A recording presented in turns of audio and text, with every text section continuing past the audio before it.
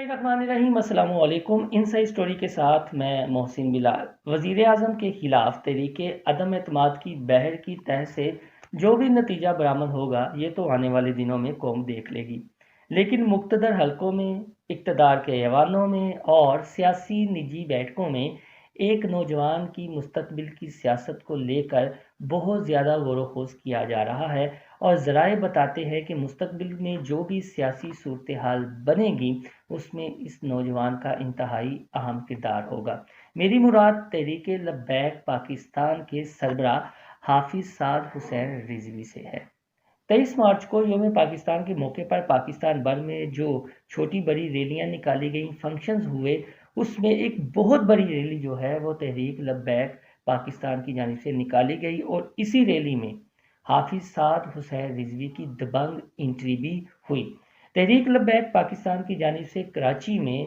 महंगाई निजात मार्च का इनेकाद किया गया और इससे जो कुलीदी खिताब है वो हाफिज़ साद हुसैन रिज़वी ने किया। तमाम पाकिस्तान की पॉलिटिकल जमातों बाशमूल वज़ीर आज़म इमरान खान और तहरीक इंसाफ को भी हाफिज़ साद हुसैन रिज़वी ने तनकीद का निशाना बनाया और दलाइल के साथ अपना मौक़िफ़ कराची के अवाम के सामने रखा।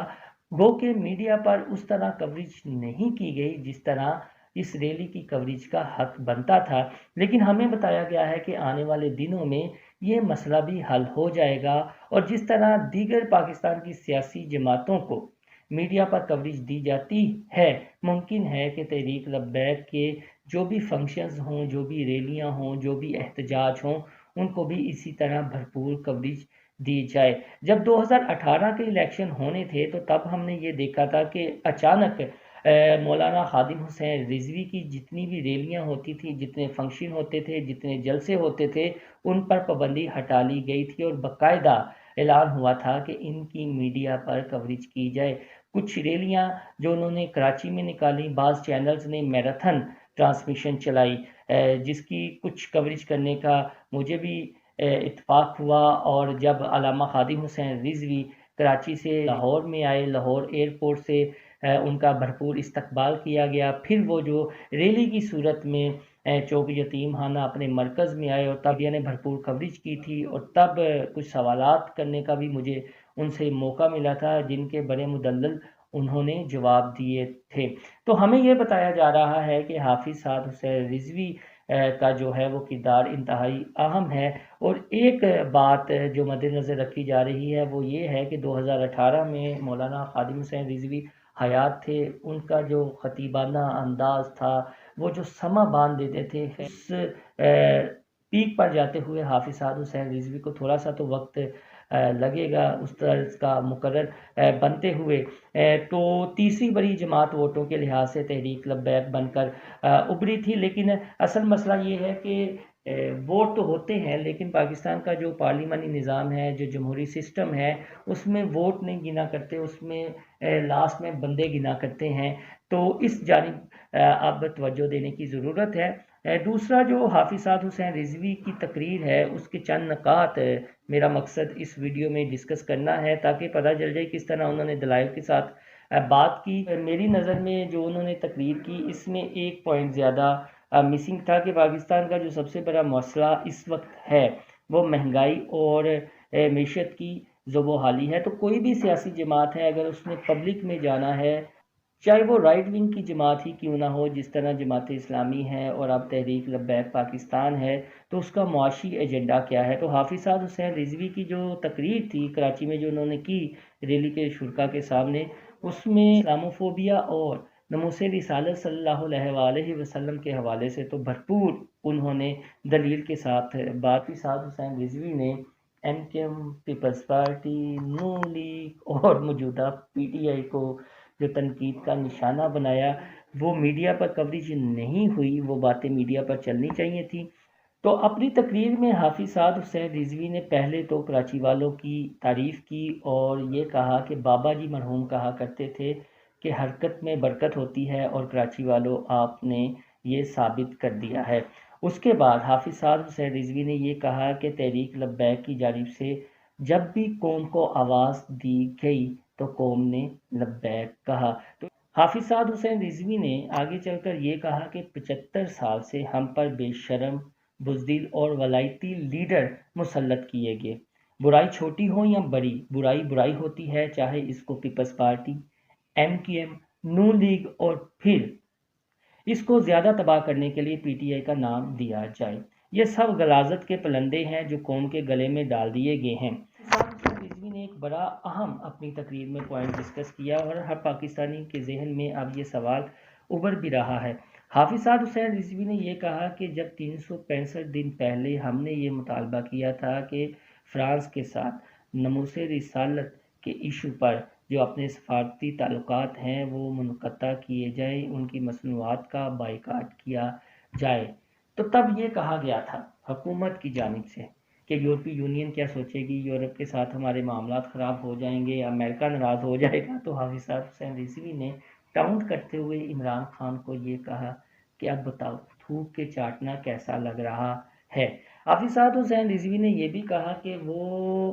مذہبی پنڈت جنہیں اب یاد آ رہا ہے کہ ہم نے ایک قوم بننا ہے، عمران خان نے خودداری کا جذبہ پیدا کیا ہے، تب کہاں سو رہے تھے جب تحریک لبیک پاکستان کی جانب سے یہ نعرہ لگایا گیا تھا اور یہ کہا گیا تھا کہ آقا صلی اللہ علیہ وسلم کی نموز کے آگے کچھ بھی نہیں ہے،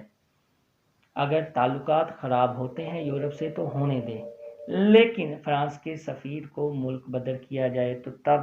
سب نے یہ کہہ دیا تھا کہ نہیں، حالات اس طرح کے نہیں ہیں، ہم دنیا میں تنہا ہو جائیں گے۔ تو آج کیا ہے؟ آج بھی تو وہی صورتحال بنی ہوئی ہے، اور جو عمران خان یا ان کے وزیر مشیر تقاریر کر رہے ہیں، جو فلیکسز چھپ رہی ہیں، وہ بھی تو یہی ہیں۔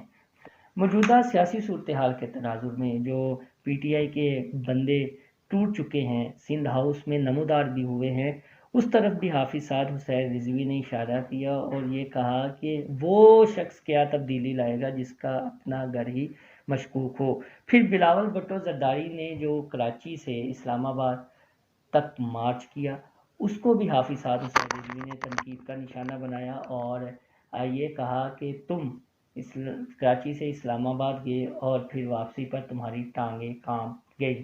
اور جب ہم نے ناموس رسالت صلی اللہ علیہ وسلم کے حوالے سے بات کی تو تب اپوزیشن کی جو زبانیں ہیں ان کو تالے لگ گئے تھے، کسی نے اسمبلی میں آواز نہیں اٹھائی کہ تحریک لبیک جو مقدمہ لے کر اٹھی ہوئی ہے وہ بالکل جائز ہے اور ہمیں بطور اپوزیشن اس کا ساتھ دینا چاہیے۔ لیکن کہ نہ FATF کے قوانین پر نہ مہنگائی پر اپوزیشن نے اس طرح مارچ کیا، اور جب کوئی اشارہ ملا تو اب اپوزیشن جو ہے وہ لانگ مارچ بھی کر رہی ہے، اب مہنگائی بھی ستا رہی ہے۔ لیکن جب آقا صلی اللہ علیہ وسلم کی نموز کی بات آئی تو پیپلز پارٹی ہو، نون لیگ ہو یا اپوزیشن جماعتیں ہوں، ان میں سے کوئی بھی میدان عمل میں نہیں آیا۔ تو اسلام کی سربلندی کے لیے نہ عوام کے دکھ دردوں کے لیے یہ باہر نکلتے ہیں، بلکہ جب اپنے مفادات کو ٹھیس پہنچنے لگتی ہے تو یہ پھر باہر نکلتے ہیں۔ عوام کو چاہیے کہ ان چہروں کو پہچانیں۔ عوام یقیناً حافظ صاحب اس میں کوئی شک نہیں ہے کہ ان چہروں کو پہچان بھی چکے ہیں، ان سے نفرت بھی کرنا شروع ہو گئے ہیں، لیکن جو وہی بات کہ جو تقریر ہے وہ بڑی اچھی تھی اور آپ کا حق ہے بطور پولیٹیکل جماعت باہر آنے کا، لوگوں کو موٹیویٹ کرنے کا، لوگوں تک اپنا موقف پیش کرنے کا۔ تو اس کے ساتھ ساتھ اگر کچھ چیزیں ایجوکیشن کو لے کر، ہیلتھ کو لے کر، پاکستان کی معیشت کو لے کر بھی شامل کر لی جائیں تو ایک بھرپور مقدمے کے ساتھ اور دلیل کے ساتھ تحریک لبیک عوام میں جائے تو آنے والے الیکشن میں یا جو بھی صورتحال بنتی ہے اس کا نتیجہ بالکل مختلف ہو سکتا ہے۔ اور جو بات میں نے پہلے کی ہے کہ یہاں ووٹوں کے لحاظ سے کون سی بڑی جماعت ہے یہ معنی نہیں رکھتا، یہ معنی رکھتا ہے موجودہ سسٹم میں کہ آپ کے پاس پارلیمنٹ میں، قومی یا صوبائی اسمبلیوں میں نشستیں کتنی ہیں، کیونکہ بہرحال فیصلہ تو پارلیمانی نظام میں، جمہوری نظام میں ایوانوں کے اندر ہی ہونا ہے، اور جب ایوانوں کے اندر بندے موجود ہوں گے تو پھر کوئی بھی سیاسی جماعت چاہے وہ مذہبی ہے، اس کا جو بھی ایجنڈا ہے، اس کا جو بھی منشور ہے، وہ بہتر انداز سے پارلیمان میں پیش کر سکتی ہے۔ تو اس جانب فوکس کرنے کی ضرورت ہے، اور جو ذرائع ہیں ان کا یہ کہنا ہے کہ آنے والے دنوں میں تحریک لبیک پاکستان کو بھرپور سپیس ملے گی سیاسی طور پر بھی کہ وہ اپنا موقف عوام تک لے کر جائیں اور اپنے پارٹی ورکرز کو موبلائز کریں، لیکن اس میں دیکھنا یہ ہے کہ کتنا مدلل موقف ہوتا ہے تحریک لبیک پاکستان کے امیر کا، اور ان کی جو مجلس شورا ہے، اور آنے والے دنوں میں وہ کیا پالیسیز بناتی ہیں۔ دوستو، آپ کو میری یہ ویڈیو پسند آئی تو میرا چینل انسائیڈ اسٹوری سبسکرائب کرنا نہ بھولیے گا۔ اللہ حافظ۔